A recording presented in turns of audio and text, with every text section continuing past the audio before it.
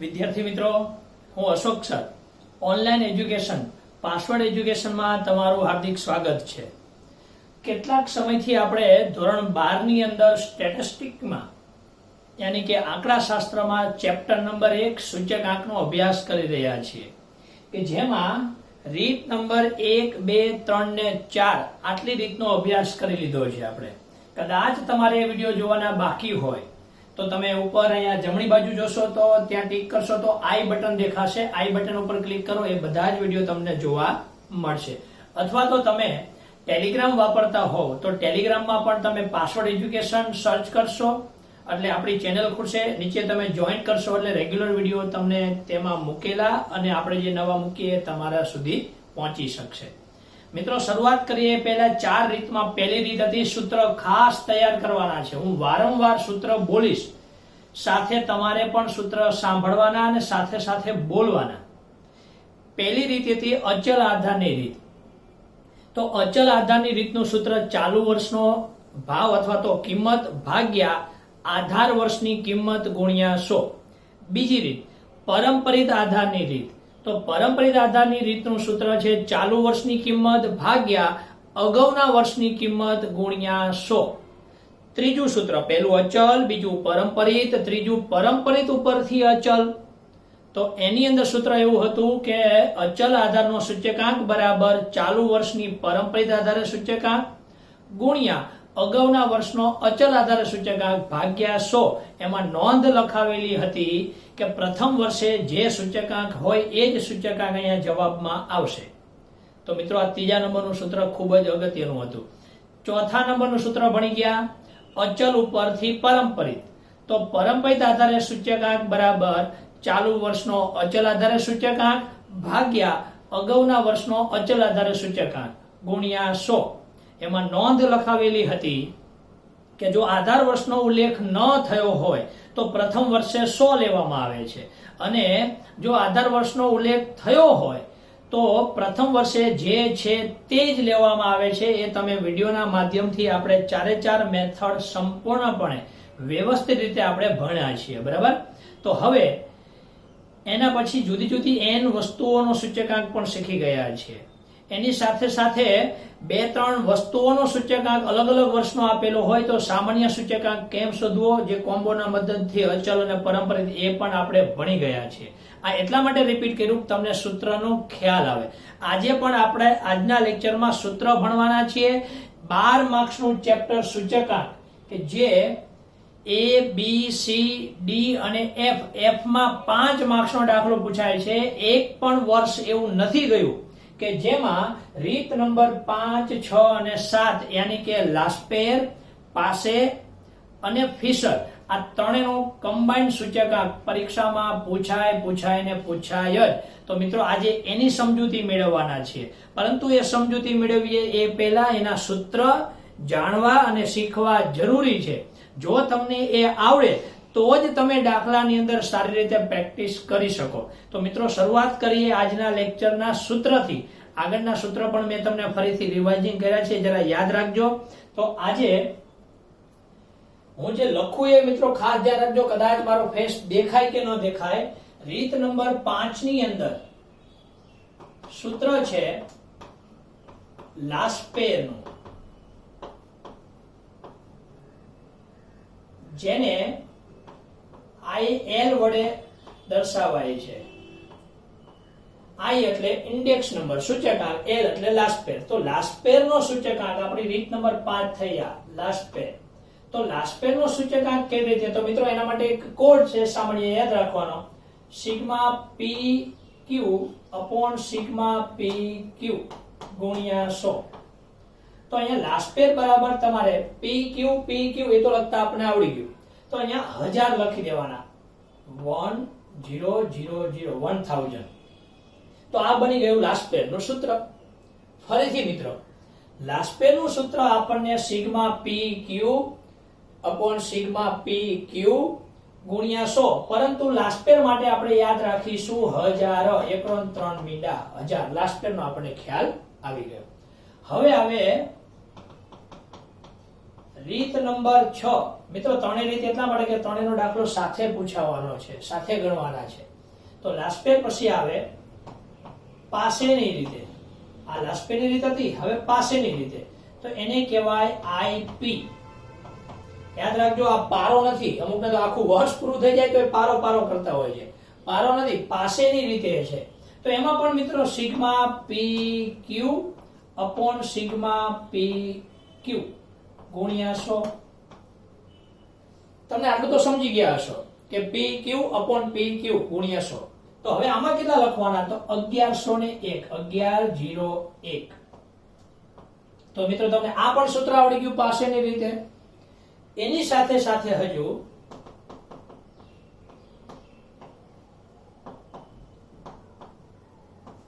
ફિશરનો સૂચકાંક. તો ફિશરના સૂચકાંકને IF વડે દર્શાવવામાં આવે છે. એના વડે IF વડે. તો મિત્રો ફિશરના સૂચકાંકમાં લાસ્પેર અને પાસેર બંનેના સૂચકાંકનો ગુણોત્તર કરવાનો. લાસ્પેર અને પાસેર એ બંનેને રૂટ કરી દેવાનો. તો આ ફિશરનો સૂચકાંક થઈ ગયો. અથવા તો તમારે એને મોટું સૂત્ર લખવું હોય તો લાસ્પેરની જગ્યાએ લખી દો. લાસ્પેરનું સૂત્ર આ રહ્યું, sigma P1 Q0 upon sigma P0 Q0 ગુણ્યા 100. આ છે એ હું બાકી રાખું છું, જરા યાદ રાખજો. ગુણ્યા હવે પાસેનું સૂત્ર આ રહ્યું, sigma P1 Q1 upon sigma P0 Q1. તો આ આવી ગયું 1000 અને 1101 ગુણ્યા 100. એના પણ બાકી છે. ગુણ્યા 100 ગુણ્યા 100 કેટલા થાય? ગુણ્યા 100 ગુણ્યા 100 10,000. એટલે કે રૂટની અંદર 10,000. અહીંયા ગુણ્યા 100 ને અહીંયા ગુણ્યા 100 10,000. હવે રૂટની બહાર કાઢીએ તો 10,000 નું રૂટ કેટલું થાય? 100. તો બંને વચ્ચે અહીંયા 100 મૂકી દીધા. રૂટની બહાર છે મિત્રો, યાદ રાખજો, રૂટની અંદર નથી. તો આ થયું ફિશરનું સૂત્ર. તો 3 સૂત્ર તમને બીજા નવા મળ્યા મિત્રો. લાસ્પેર, પાસેર અને ફિશર. લાસ્પેરનો સૂચકાંક, પાસેરનો સૂચકાંક અને ફિશરનો સૂચકાંક. લાસ્પેર બરાબર કેટલું યાદ રાખશો? 1000. PQ ગુણ્યા 100. અહીંયા સિગ્મા લખવું જરૂરી છે. 1 ને 3 મીંડા 1000. 1101 એટલે પાસે.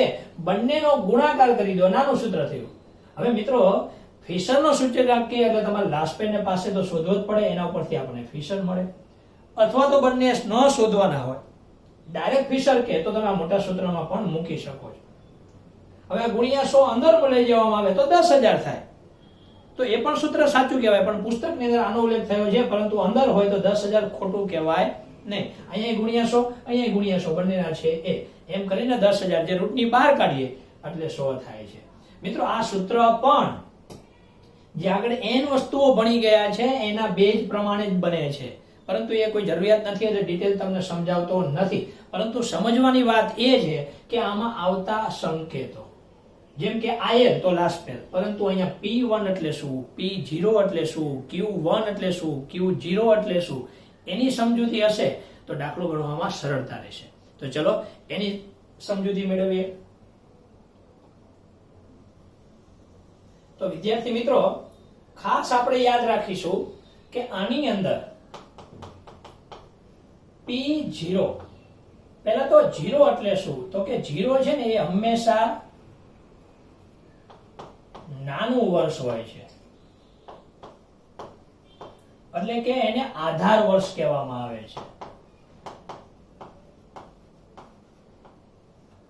0 હંમેશા શું બતાવે છે?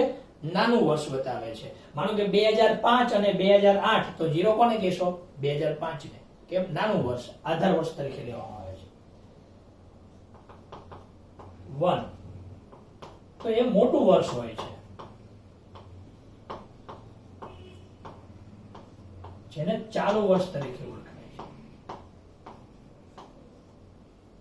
2005 અને 2008, 2005 ને 0 કહીશું અને 2008 ને 1 કહીશું. કેમ? તો કે મોટું વર્ષ, એટલે કે નજીકનું વર્ષ હોય ને 1 કહેવાય, દૂરનું વર્ષ હોય ને 0 કહેવાય. એ હમણાં આપણે સમજૂતી મેળવીએ છીએ. ધ્યાનથી સમજો તમે આમાં. જો આટલું સમજેલા હશો તો કોઈ પ્રોબ્લેમ નહીં થાય. P એટલે પ્રાઇસ, એટલે કે ભાવ. એટલે કે કિંમત, પી એટલે પ્રાઇસ, ભાવ, કોઈ પણ વસ્તુનો ભાવ આપેલો હોય એને પી તરીકે ઓળખવામાં આવે છે. ક્યુ, ક્યુ એટલે ક્વોન્ટિટી, એને જથ્થો કહે છે અથવા તો વપરાશ કહે છે. મિત્રો યાદ રાખવાના છે બધા શબ્દો. ક્વોલિટીની, ક્વોન્ટિટી, જથ્થો, કેટલી વસ્તુ ખરીદી છે, 50 નંગ ખરીદ્યા, ક્વોન્ટિટી, જથ્થો, તો એને ક્યુ તરીકે ઓળખવામાં આવે છે. હવે મિત્રો ધ્યાનથી સાંભળજો, P0 લઈએ. P એટલે ભાવ અથવા તો કિંમત, પ્રાઇસ જે સમજીએ. તો P0 એટલે તો કે નાનું વર્ષ એટલે આધાર વર્ષ, તો કે આધાર વર્ષનો ભાવ અથવા આધાર વર્ષની કિંમત, જે લોકો લખી શકાશે. તો સાથે સાથે હું P1 લખું તો P એટલે ભાવ, 1 એટલે ચાલુ વર્ષ, તો કે આધાર વર્ષનો એટલે કે ચાલુ વર્ષની કિંમત અથવા ચાલુ વર્ષનો ભાવ. આધાર વર્ષનો ભાવ અથવા કિંમત, જે લોકો લખી શકાશે મિત્રો. અહીંયા 1 છે એટલે ચાલુ વર્ષનો ભાવ. એવી રીતે સાથે સાથે માનો કે Q0 લઈએ આપણે, તો Q એટલે જથ્થો અને 0 એટલે આધાર વર્ષ, તો આધાર વર્ષનો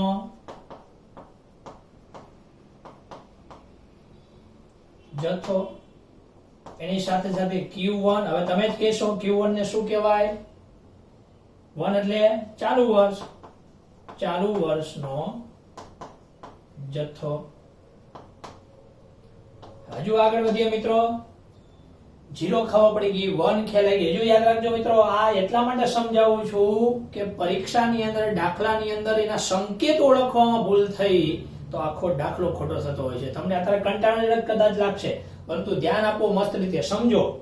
0 એટલે આધાર વર્ષ, 1 એટલે ચાલુ વર્ષ, P એટલે ભાવ અથવા કિંમત, Q એટલે જથ્થો અથવા વપરાશ, P0 એટલે આધાર વર્ષનો ભાવ, P1 એટલે ચાલુ વર્ષનો ભાવ, Q0 એટલે આધાર વર્ષનો જથ્થો, Q1 એટલે ચાલુ વર્ષનો જથ્થો. હવે માનો કે P0 અને Q0 બંને સાથે હોય અને એવું ને એવું P1 અને Q1 સાથે હોય. આ બંને ખૂબ જ અગત્યનું છે. પરીક્ષામાં આનો દાખલો આવી શકે એવો આવશે ત્યારે હું કહીશ કે આપણે વાત કરી હતી. 0 એટલે આધાર વર્ષ, P અને Q એટલે તો કે ભાવ અને જથ્થો. ભાવ એટલે 5 રૂપિયા માનો કે, જથ્થો એટલે મેં 10 વસ્તુ ખરીદી છે, 10 વસ્તુ અને એનો ભાવ એટલે 10 ગુણ્યા 5, 50 રૂપિયા ખર્ચ થયો કહેવાય. કોઈ પણ વસ્તુ, માનો કે હું 10 વસ્તુ લેવા જાઉં, 5 રૂપિયાનો એક વસ્તુનો ભાવ છે, તો 10 ગુણ્યા 5 કેટલા થયા? 50. આ દાખલા આવશે ત્યારે હું આ વિસ્તૃત આની ચર્ચા પાછો કરીશ. બરાબર? તો અહીંયા આધાર વર્ષનો કુલ ખર્ચ, 0 એટલે આધાર, P અને Q ને બંનેના ગુણાકારને કુલ ખર્ચ કહે છે. એવી રીતે આને ચાલુ વર્ષનો કુલ ખર્ચ. હજુ કહું મિત્રો, આ બંને ખૂબ જ IMP. કુલ ખર્ચ શબ્દ આવે દાખલામાં, કુલ ખર્ચ શબ્દ આવે એટલે સાવધાન. હું શીખવાડીશ આવશે ત્યારે, અને પાછું જયારે આવશે ત્યારે કહીશ કે આ સૂત્ર યાદ કરો. કુલ ખર્ચ એટલે આવે એટલે સાવધાન. દાખલામાં કંઈક અલગ કરવાનું હશે. રેડી? તો મિત્રો અહીંયા હવે આપણે દરેક શબ્દનો ખ્યાલ આવી ગયો. ધ્યાન રાખજો જરા, આ ગુણ્યા 100 અહીંયા છે, જરા મિસ્ટેક ન થાય. આની સાથે સૂત્રમાં છે ગુણ્યા 100. બરાબર? હા, સુધારિત કરી દઉં, ગુણ્યા 100. તો મિત્રો અહીંયા તમારે ખાસ સૂત્રની સાથે સાથે એના અંદર આવતા શબ્દો P, Q, 0, 1 બધા જ આવી ગયા. જોઈ લો જરા. આ તો આવડે તમને રાસ્પેર પાસે ને ફિશર. હવે તમે જરા જુઓ, ત્રણેયમાંથી તમને કયું સૂત્ર, આમ તો ત્રણેય સરખા જ છે. લાસ્પેર લગ્યા 1000, પાસે એટલે 1101, ફિશર એટલે લાસ્પેર અને પાસે. લાસ્પેર ની અંદર તમે જરા ઓબ્ઝર્વેશન કરો કે આમાં ક્યાંય Q1 છે, Q1 જો P1 P0 છે, Q0 છે, Q1 નથી. તો આ લાસ્ટ પેરની મુખ્ય મર્યાદા છે કે એમાં જ્યાં Q1 એટલા માટે મેં લખાવેલું છે કે જેમાં ચાલુ વર્ષનો જથ્થો આમાં નથી. ચલો પાસેમાં જુઓ તો P1 P0 Q1 Q0 નથી, એટલે કે આમાં આધાર વર્ષનો જથ્થો નથી, આમાં ચાલુ વર્ષનો જથ્થો નથી, આમાં આધાર વર્ષનો જથ્થો નથી. આ બંનેની મર્યાદા છે અને એ મર્યાદાને દૂર કરવા માટે અહીંયા ફિશરનો સૂચકાંક જેમાં બંને છે, Q0 છે, Q1 છે, P1 પણ છે, P0 પણ છે, બધું જ છે. તો એનો મતલબ એવો થયો કે કયો સૂચકાંક શ્રેષ્ઠ કહી શકાશે? તો કે ફિશરના સૂચકાંકને શ્રેષ્ઠ અથવા તો આદર્શ સૂચકાંક કહેવાય. હવે મિત્રો તમને આ પણ યાદ રહી ગયો, હવે ક્યારે ભૂલાશે નહીં. કયું શ્રેષ્ઠ, કયો આદર્શ સૂચકાંક? ફિશરનો સૂચકાંક આદર્શ કહેવાશે. તો એ હવે ક્યારેય તમને મગજમાંથી નીકળશે નહીં. પણ કેમ આદર્શ સૂચકાંક કહેવાય છે એ મેં અહીંયા લખેલું છે. ફિશરના સૂચકાંકને આદર્શ સૂચકાંક શા માટે કહે છે તો એની સમજૂતી મેળવવાના છે, પરંતુ અત્યારે નહીં, હજુ ધ્યાનથી સાંભળો. મારે તમને પરફેક્ટ રીતે સૂત્ર સમજાવવા છે. સૂત્રમાં જરા લાસ્પેર, પાસે અને ફિશર ત્રણેય ખ્યાલ આવી ગયો. એમાં આવતી વિગતો તમને ખ્યાલ આવી ગઈ. ખાસ કરીને P0 Q0, P1 Q1 બંને ભેગું થાય એટલે P અને Q ભેગા થાય એટલે સાવધાન, કંઈક અંદર કંઈક નવું કરવાનું છે જે હું દાખલામાં શીખવાડવાનો છું. તો મિત્રો આ બંનેને કુલ ખર્ચ તરીકે કહે છે, જે અગત્યનું છે. હવે આપણે શરૂઆત કરીએ આ સૂત્ર અને એની વિગતો જોયા પછી. હજુ પણ આપણે ભણવાના છીએ એકમો, કે જે દાખલાની અંદર એકમ માપ આવવાના છે.